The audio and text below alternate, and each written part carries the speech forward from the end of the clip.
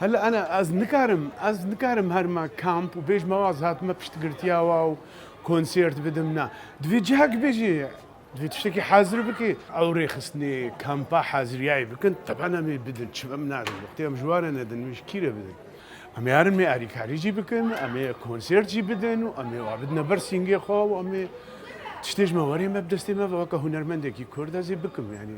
باشا ونباشا لانه هنرمند خبابي ناف سياسته يعني بيرو بهوريه مدى كاري بنجر كخبيجي تفهم كل كونسيرت كبدي اخفتنا كخبكي نرينا خبيجي انما از بدما بيشيا سياسيه وبكم بيشيا سياسته ده واز فا سياسيه لف بينهم مش بهورناك مش دستي هنرمنتي بكي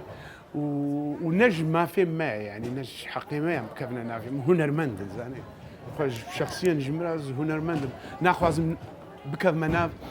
بعد ديتايلي سياسي ده زاني نكاري من لانه نلفتكن ونتينا جمها ونبيا ملتكن حتى في جورن بيا هنرمند بكن او كاري ويز ناخذ خبابج ما تجرى نفس سياسي بس تشتكي باشا يعني هنرمندي عرب ستراني كردي فلكلوري ستراني ما بيجن مش فرقو